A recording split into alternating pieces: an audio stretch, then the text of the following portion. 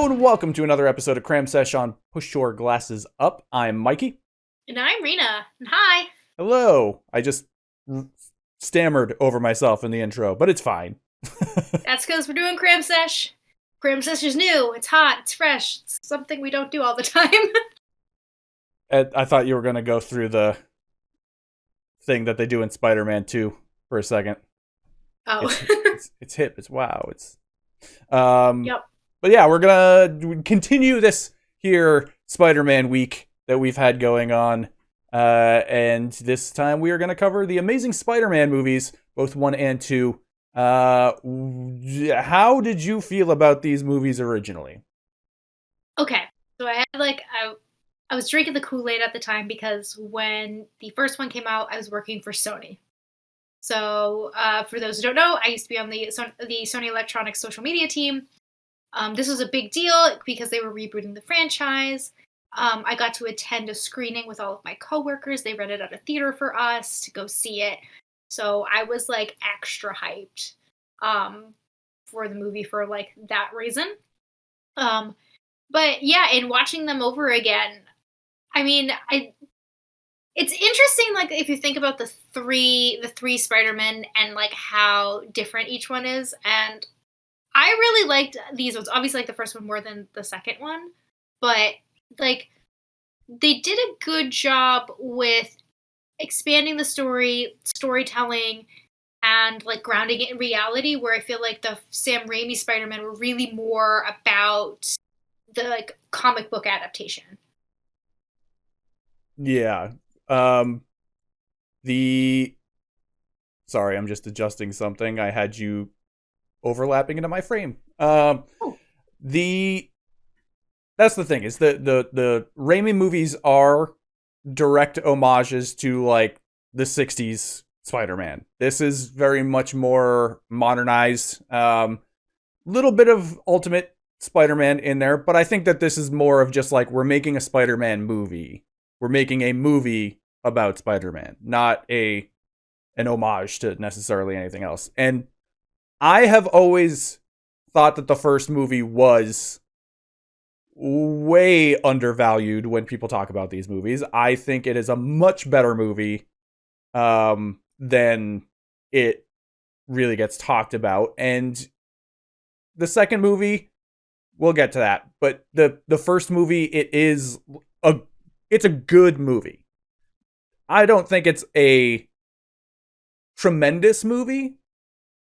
But I think it's a very steady movie that, even despite having a Skybeam ending, is still a really solid superhero movie.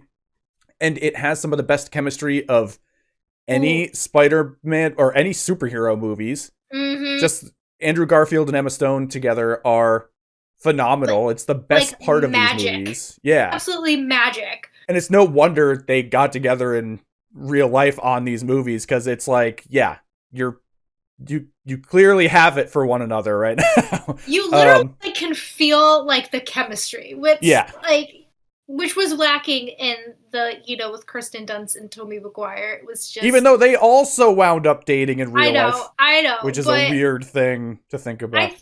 This was a much more emotional Spider-Man movie. And I think that's part of, it lent itself to that. Like, there was a lot more, a lot of heaviness, but, like, just everything about it was, like, much more emotional. Yeah. Like, this was, like, the kind of the true emo movie. Like, we were talking about Spider-Man 3 being, like, the emo one, but really it was just silly. Well, that's the cartoon stereotype of, like, the emo boy with the eyes in his hair, or hair in his eyes, and... You don't want eyes in your hair. No. That's goth. I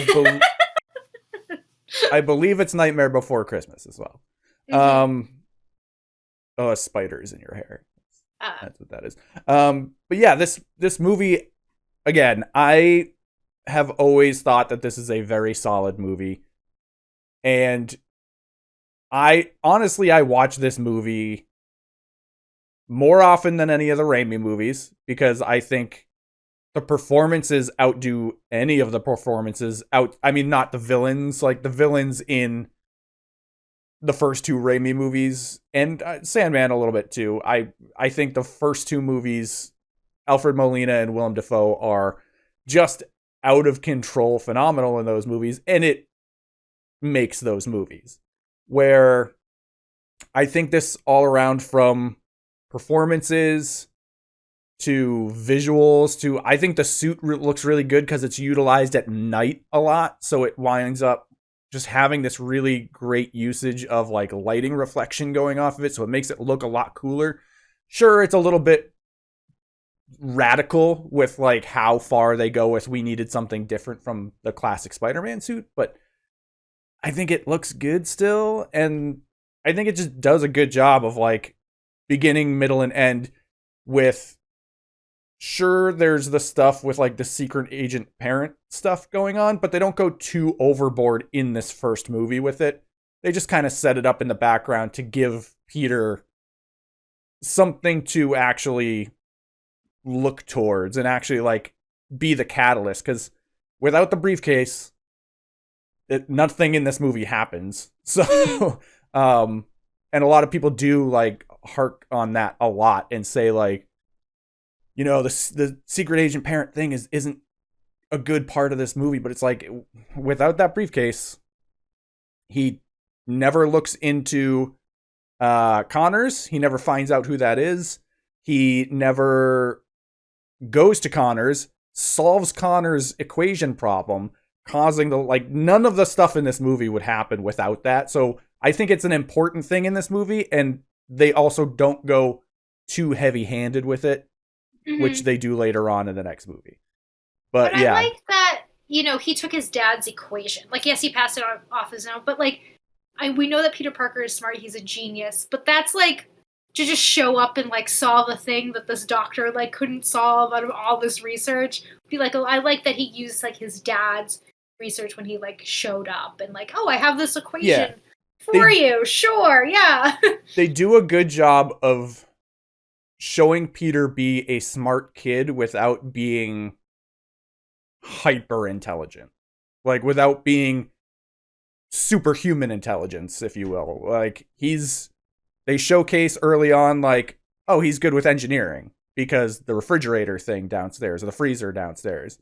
And they just give those in-universe explanations for like, all right, he's a smart guy. He knows what he knows his way around like mechanical things and being able to, like, sure, the door lock thing is a little bit much, but he's able to actually like build and work with his hands a little bit in that kind of knowledgeable way, which is way more than they ever did with, like, I think part of the organic web shooters in the last series was that they didn't have a good way to really show that, other than like Peter wears glasses so he's a nerd. Like, that's oversimplification.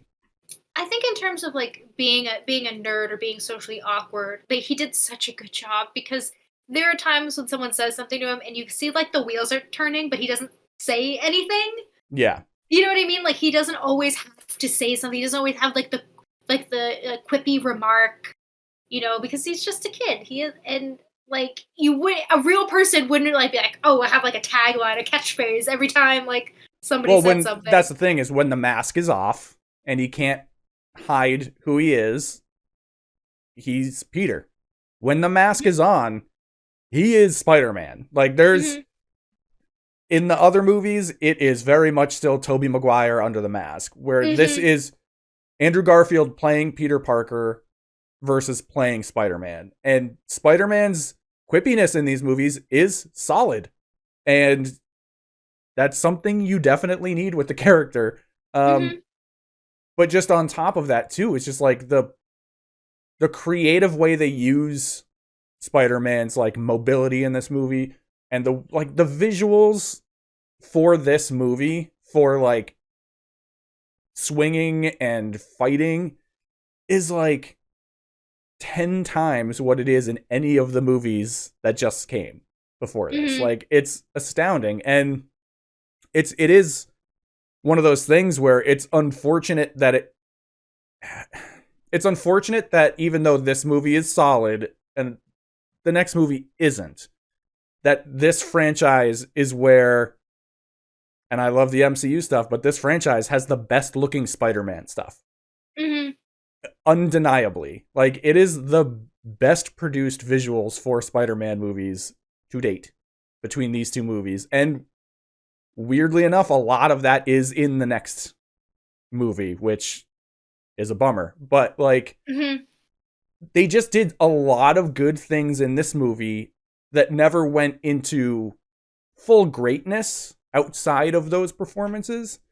So I think people with their nostalgic grasp on the Raimi movies and not wanting change and sort of refusing to let this movie be good, if it wasn't going to surpass the other movies, it was automatically set up to fail, which is sort of unfortunate, even though it did a great job at the box office. Like, I just mean in reaction to what people tend to say about this movie, it was sort of set up to fail just because of the situation. And it's a real bummer because I genuinely adore this movie. Like, I went through my rankings going through this this whole rewatch of the whole series, and I've finished my rewatch of everything by now. And this is above all of the Raimi movies for me. Because it's like, even Spider-Man 2, because Spider-Man 2 has high highs and but low lows. it still is all over the place. Yeah. Whereas this one is just like a steady, solid time from front to back. So, yeah. Well, I think the other thing, too, is, like, we were talking a lot about Andrew Garfield as Spider-Man. I think one of the highlights for me was Emma Stone as Gwen Stacy. Because in the Raimi films, not to, like, keep comparing it back to that, you know, Mary Jane is just, like, the damsel in distress, like, permanently. A little bit trophy, a little bit damsel. Little bit trophy, and then, like, she kind of always plays, like, the broken woman. Like, she comes from, like, a bad family, and she's always, you know, she's jumping from relationship to relationship, and, like, always is played with, like, this degree of, like, hopelessness. Yeah. And it was nice to see... I can save her. Yeah. It was, and like... it's not just from the building.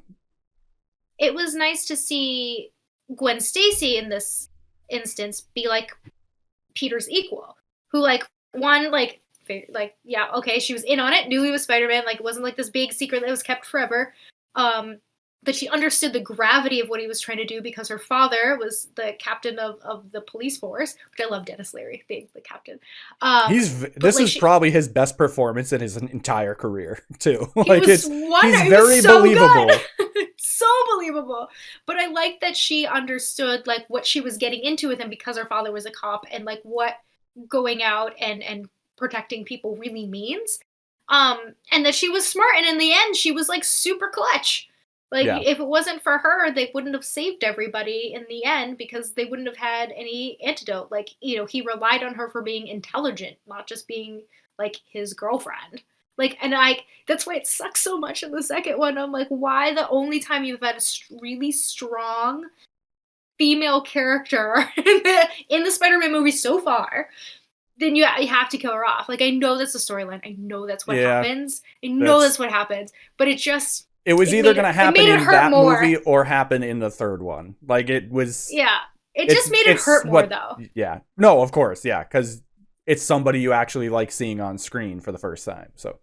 they made Gwen kind of dumb in Spider-Man 3. Like, oh, Peter needs to help me with my homework. He's my lab partner. Well, they flipped her.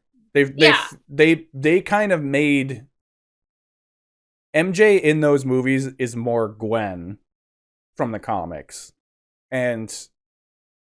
So, like, it's weird because, like, in Spider-Man 3, they have that relationship of Eddie and Gwen, and they're sort of reversed Peter and MJ. So it's like a mirror universe of them. It's decisions were made, but yeah. But I liked that element of having, like, a strong female character, like, up in the Spider-Verse for, like, the first time. And, like, obviously we get a way cooler MJ later on with, like, when we talk about the Tom Holland ones. But, yeah, that was, like, That was a key highlight for me. And again, their chemistry is incredible.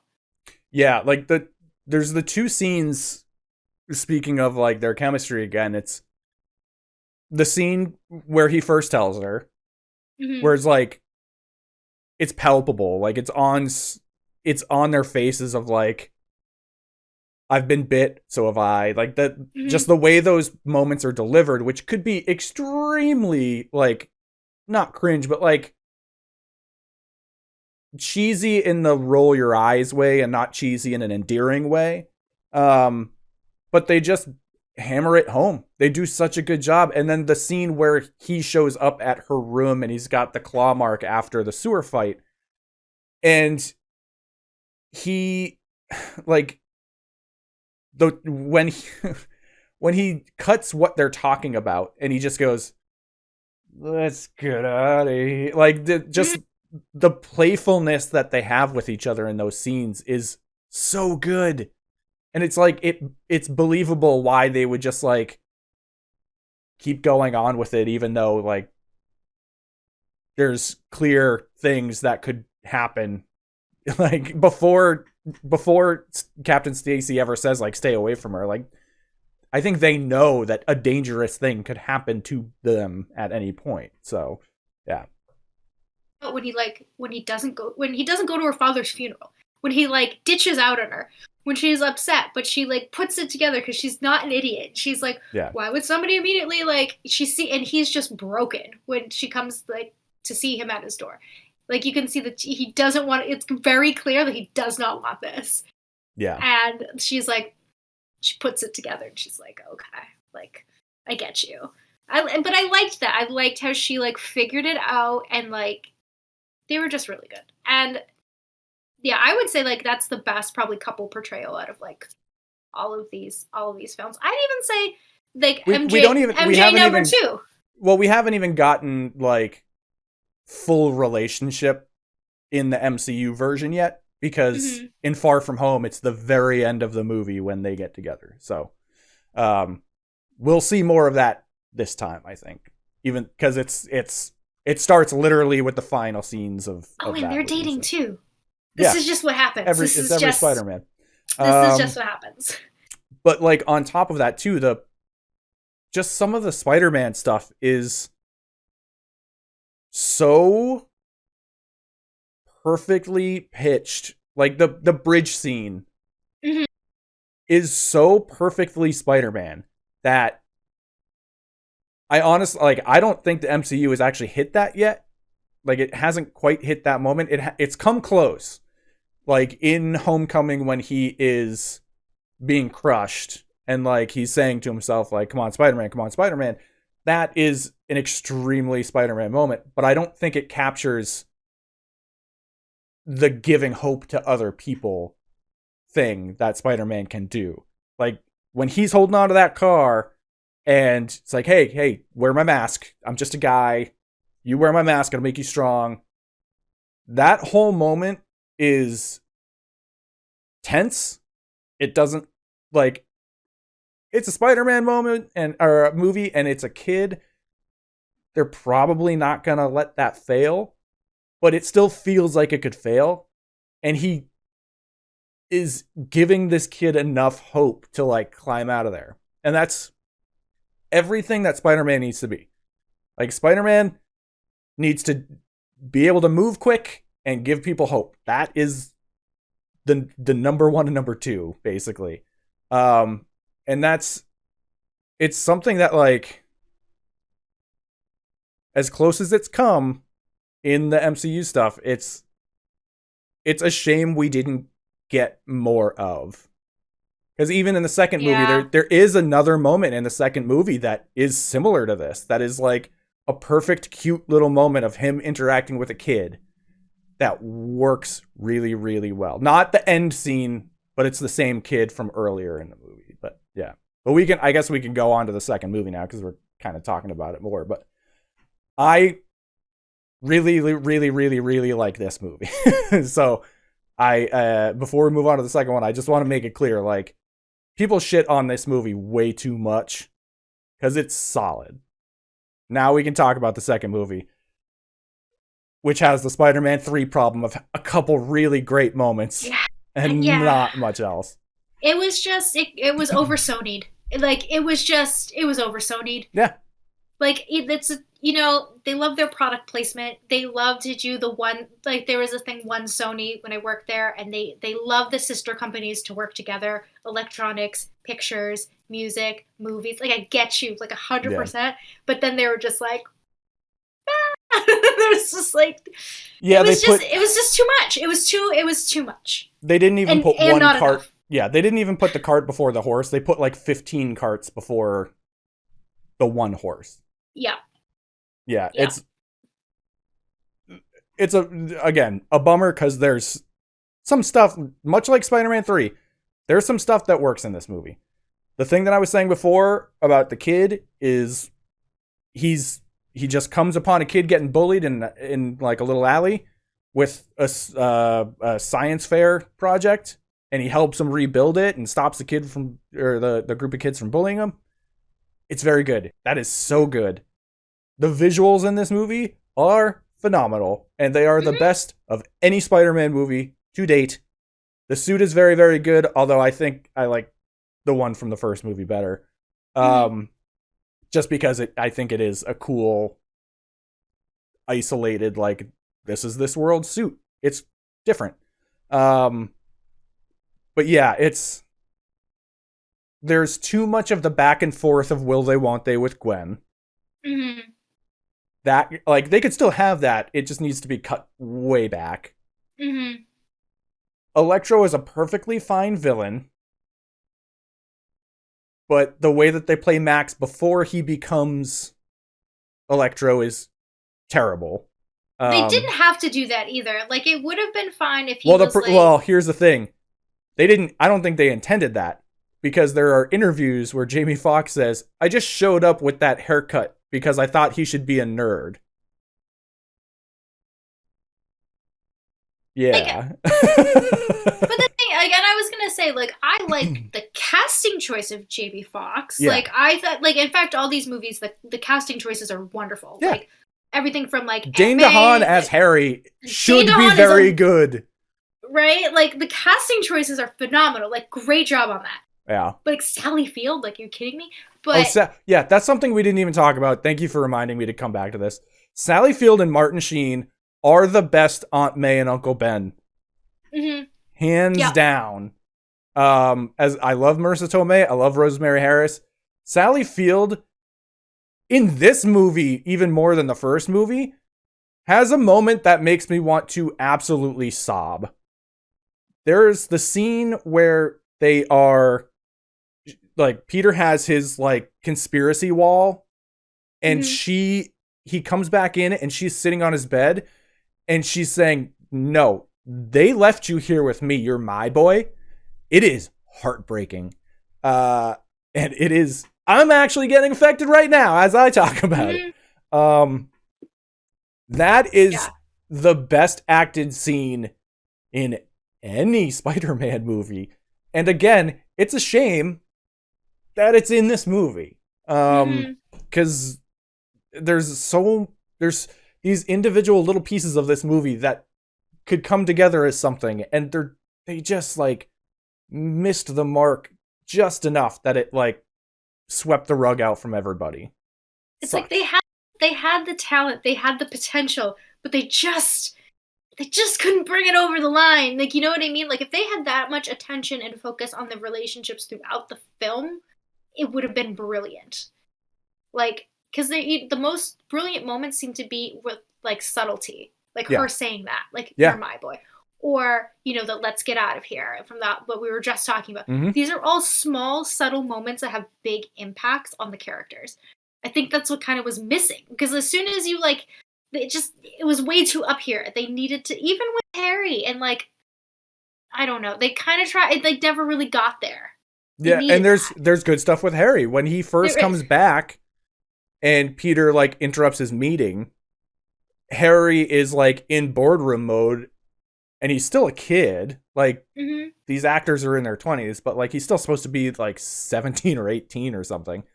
And what happens is you see his shell come off a little bit. Like, you see the armor break a little bit when he actually goes and says, like, oh, so you got your braces off, as Peter's walking out of the room after he's like, okay, well, I just want to let you know, like, I know what you're going through.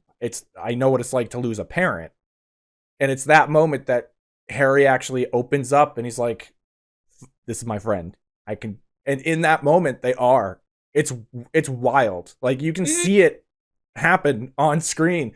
Something you never see in the first trilogy. Oh no. Is Peter and Harry, like, being realistic friends to one another. It's very strange that, like, there's so many things that can work in this movie, but it just never coalesces. It's bizarre. Like, I'm excited to see this new version of Jamie Foxx's Electro, and I feel like I'm gonna wish that it was in this movie. Yeah, exactly. Like, we could go back, like, they fixed it, and, like, if we went back, it would be like, I don't know, it's so frustrating, and they set up so many things that I wanted to happen, and then they didn't happen. And, like, I mean, not just in this movie, but, like, what they wanted to do with the universe, and... Yeah, the two Sinister Six and all that stuff, which... I don't know if I was... Like, they were going to do, as much as I love Sally Field, they were going to do an Aunt May spin-off movie. They were gonna, like, there was too much going on with this, and I'm almost positive that the Morbius movie was, like, originally tied to this universe. Like, it feels... Granted, most Sony action movies sort of have this, like, Cold Steel look to them, but, like, it kind of lends itself to this movie a lot. And the Venom movies do too. It's like they want to have the grittiness, I know your favorite word, of The Dark Knight, but, like, they also realize that this isn't DC. You know what I mean? That's the thing. The first movie, I think, does a good balance of that, of, like, still being Spider-Man, but, like, bringing in a little bit of that, like, ground level. Like, more trauma? Yeah, there's actual drama. Did that kid have trauma? Oh, that trauma. Kid had trauma. He needed therapy. That's what he needed more than anything else. But that is, like, the story of Spider-Man. It's like, he gets bit by a spider and takes out his rage on people at first. Yes, he gets bit by a spider instead of going to therapy. Yeah. But yeah, it's very weird to watch this movie again, because I do think it's better than the first time I saw it. I had not watched it since theaters, so 2014. I think it still ages better than Spider-Man 3. In fact, I did, in my re-rankings, Spider-Man 3 is the bottom now, and this is just above it. Yeah. I know that's a tightrope kind of thing, and could kind of go either way, but I think they're both, like, here's some moments that are good but mostly bad, but the things that are good in this movie are genuinely, like, really good, and that's why it hurts so much. Just like you were talking about with Gwen, like, that whole ending sequence, like, disregarding the design they chose for Goblin, that whole ending sequence of the clock tower is extremely good. Like, it is heart-wrenching. And you know it's coming, and it doesn't make it any better that you know it's coming. It just it actually makes it worse. The anticipation. But that's the thing, is they don't draw it out either. Like, they don't make you wait for it. It happens very quickly. It just happens, And when he gets down to her, it doesn't have the, like, I have my chance to say goodbye. It's just, she's gone. And that is not something you typically get out of a superhero movie, let alone a Spider-Man movie, because he's the Mickey Mouse. But, like, it's so good of a scene that, like, I would put that up there with, like, some of the best stuff Heath Ledger did in The Dark Knight, like, with how well that is like, they were all acted, so these are all acted. Yeah. There was, like, script problems and there were some issues, but generally so many of these performances are top notch. Yeah, so I think my biggest problem with this movie is editing. Because I think there needed to, and just, like, the cartoonish choices of two of the villains. Like, I think Goblin is fine, except for the, like, weird wispy fae kind of design that they go with. But, like, Rhino is a cartoon.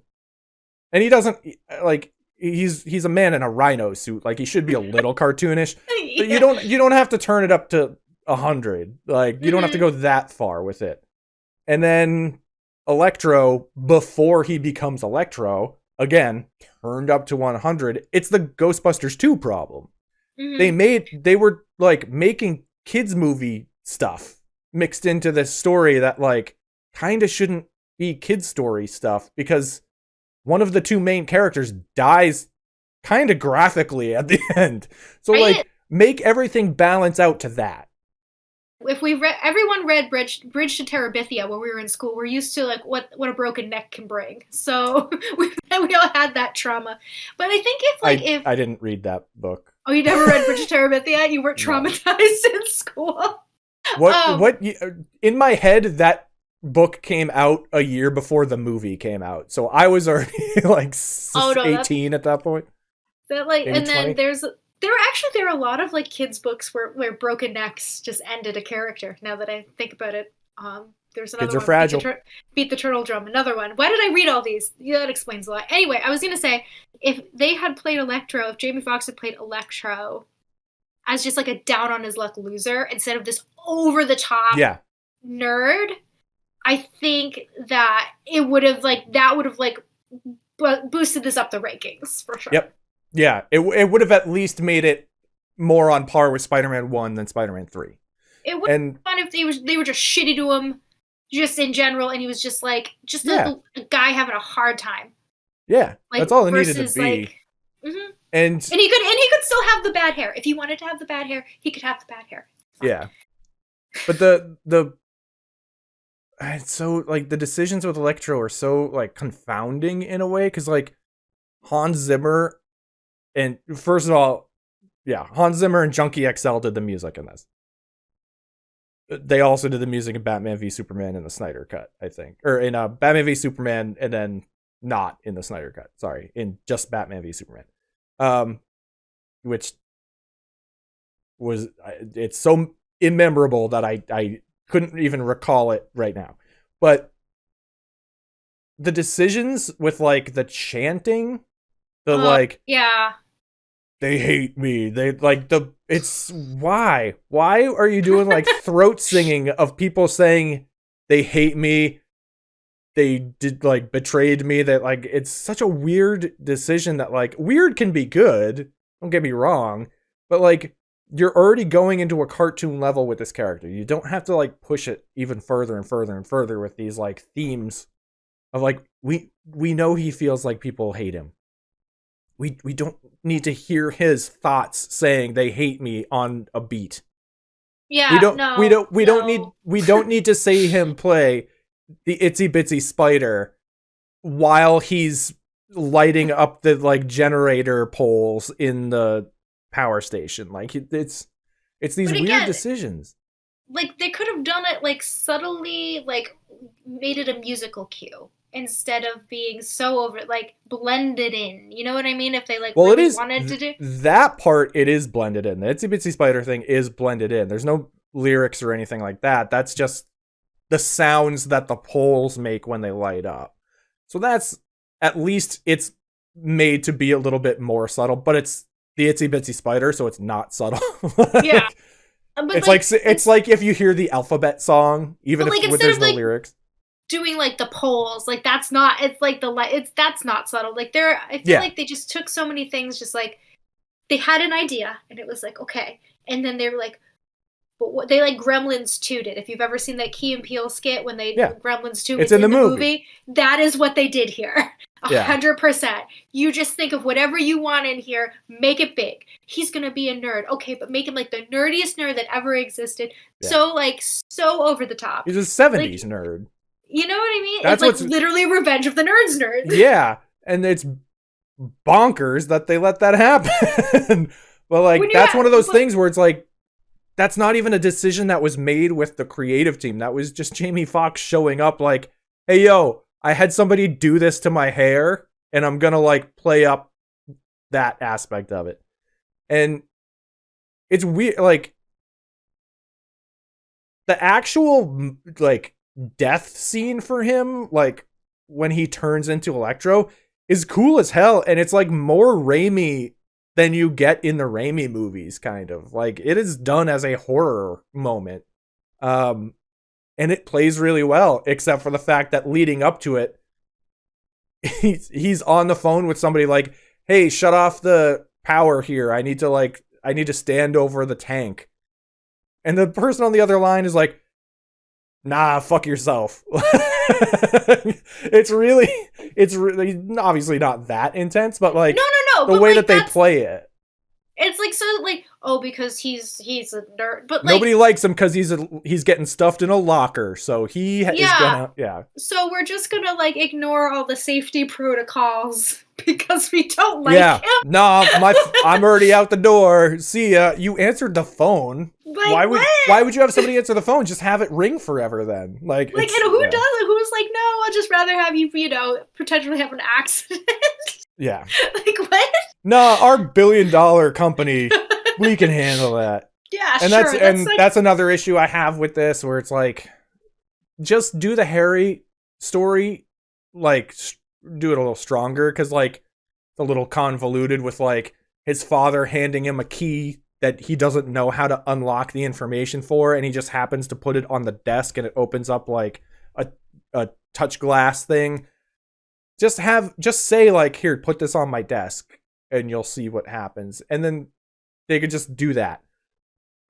They make it extra convoluted by having the bosses who want him ousted from the board after his father dies cover up Max's death and stuff. Like there's too much. There's just too much going on in this movie. There's 9 plots, and that's where I think like, it's fine if you want to write the script that way, but you can still edit it down. You can still cut a lot of those things out of the movie. Well, here's a question for you. Would you have rather that the main villain have been Goblin and focus on, their relationship and that take center stage, and the Electro stuff be secondary? Yes. I think that they didn't need to really do Rhino at all. They could have just had a random character and didn't need him to return later on for the kind of okay scene, but like it's ruined because it's Rhino and it's so over the top acted.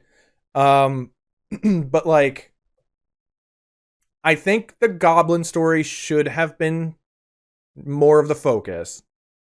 And I'm trying to avoid going too much into detail of what I wanted to do, because that's a video essay that I want to do, kind of, with my how I've always felt that the sequel to The Amazing Spider-Man is all lost potential. So I don't want to go too far into detail, but like I think the Goblin stuff could have been in there still. I think Electro could have come for the next movie. But there's something else that I wish was in here that I will specify in that video once I get to it. So, but yeah, it's you've heard me talk about what I think this movie should have been and who the villain should have been before. So you know what I'm talking about. I'm teasing. Yeah, I know, but no one else does, but I do. Yeah. I've said it on this podcast before, but I'm in the know. Yeah. But yeah, it's such a bummer because like Spider-Man 3, we had expectations of coming off of Spider-Man 2, like this is gonna be bigger and better. With this movie, I think there was just the setup of potential of like, this was pretty solid, so now the second movie should be a little bit of an improvement on that. And they just threw everything at the wall. They went full Spider-Man 3, like a full movie too soon. Yes. So yeah. But the other thing too is that like by the time these movies have come out, trailers are much better. They're much more dramatic than I think during like the Raimi days. And so I think we also have higher expectations set off with trailers too, which means this is even more of a disappointment. And I feel like I was really excited for this film. Like I just remember, if I like go back, I was really excited for this to come out and I thought it was going to be great. Yeah. And they're like, that's how I came out of the movie was like, there's stuff I like about this movie. There's also plenty I don't like about this movie. And I saw it at a Thursday night preview showing, and there were like 3 people in that theater. This movie still like is the highest grossing Spider-Man movie to date. I think Far From Home did $1 billion. Never mind. But I think this new one's probably gonna. Yeah, Amazing Spider-Man 2, but Amazing Spider-Man 2 as of right now is still the second highest grossing Spider-Man movie. It's one of the worst ones. Spider-Man 3 is also like in the top 4 still. It's wild. But I feel like No Way Home is setting the bar. I hope, and I'm like, please break this generational curse. The cycle needs to be broken. Yeah. Please. I mean, I have way more faith in it because it is like Kevin Feige and Marvel Studios are actually like hands-on with it. Where he was a producer on like the Raimi stuff, and I think the first Amazing Spider-Man. But like that was all Avi Arad. That was all the Arad family, and so it's and they do all the like Venom and Morbius and all that stuff. So and that was before they decided to share Spider-Man with Marvel, and they figured out the joint licensing, and then we got Tom Holland. Well, yeah, and except for the fact that the reviews were so bad for this movie, Andrew Garfield was gonna be the guy. But like, why take it?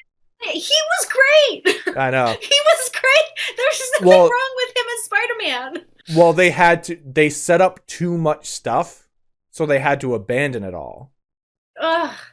They set up They set up Black Cat in this movie. They set up an Aunt May at the hospital movie. That's what the spinoff was going to be. I know. It's just when you say it out loud. Yeah, it's fine in this movie. It doesn't need to be a full movie. No, it doesn't. The Sinister Six stuff they set up. They set up a direct sequel to this movie with another Goblin because there's a deleted scene where Chris Cooper's head is in a box like Walt Disney's. Like Walt Disney's head's not frozen in anything. We know this. Ted Williams' head. Mm-hmm. Or like all the presidents if you watch Futurama. Yes, exactly. Richard Nixon himself. So yeah, they fumbled hard, and it's really unfortunate because like I think Marc Webb genuinely did a good job with the first movie. I think he was over his head with like what he can do. Like I think he was probably he did 500 Days of Summer and maybe like one other movie possibly before that was even smaller than that. So like he was clearly like, okay, I'm going to play it safe. And that movie like plays it safe. Like it's a pretty straightforward movie. But then when this movie came along, I think that possibly that was taken advantage of. And like there's still some good Marc Webb stuff in there. Like the best Marc Webb stuff is the characters interacting. And there is some of that in there, but it's still like it's too many suits got in the way of this again. And it's a Sony movie, it's not a Marc Webb movie. Yeah. And the first movie feels like a little bit of both. And that's fine. It's a tentpole big budget movie. It should feel a little bit like both. It shouldn't necessarily feel like just a Marc Webb movie. So it's Peter phone. Like, come on now. No one used Sony Ericsson phones then. Come on. I had a Sony Ericsson phone. I also had one for work. Well, you had one for work. I had one because it was an affordable phone. It was the one it was the one that was shaped like this, and it slid upwards instead of like a sidekick. It flipped upwards, so it was still just a phone pad underneath. But it had orange buttons. They made me have a Sony phone, and then because I had an iPhone, but I couldn't use my iPhone for work, so they made me have 2 phones. Yeah, I mean it's the Vio, it's the it's the like that doesn't really bother me with this. It doesn't take me out of these movies. Maybe I just notice it all the time. I'm like, oh, yeah, okay, yeah, who put that there? Well, you have a little bit more of the, like, you buy a Honda and see Hondas on the road more often because you were in it. Yeah. Whereas for me, I'm just like, whatever. At least he learned his lesson in this movie where he used Bing in the first one, he used Google on the second one. It's better, okay? Mm-hmm. Oh yeah, oh. He's Bing. Really, yeah. Really. I forgot about that. But anyway, yeah. I guess this is how like sports fans feel like when they think their team, like who has done historically pretty well, is like going to win a big game, and then they don't. like we had hope. We thought this was, and then it was just there were times when it was going well for them, and then they fumbled. It was a mess. When you said that they fumbled, that's what I was thinking of. Okay. Like this, I was like, where did this analogy come from? Level of like disappointment when you like get hyped and then just doesn't work out, man. And it had all the potential to. That's the thing. I feel like there was so many elements of that. Well, that's the thing about this movie versus the other movie with Spider-Man 3 is that movie just had expectations of like, yeah, just whatever. We know it's gonna be good.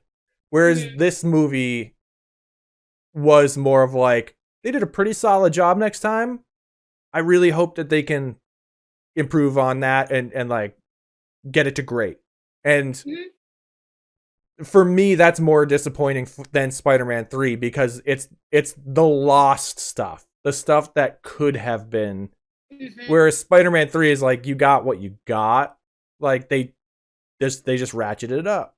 That's whatever. And they did that with this movie, but like the starting point is different. And I think that's where it comes into play more because Spider-Man 2 was like, at least we got great at one point. Aged not the best, but like we got great at the time. And then this, we never got to see the great. And so it's just, there's a void. And it's such a bummer because it could have been so good. Yeah. Yep. All right. Well, that's all I got.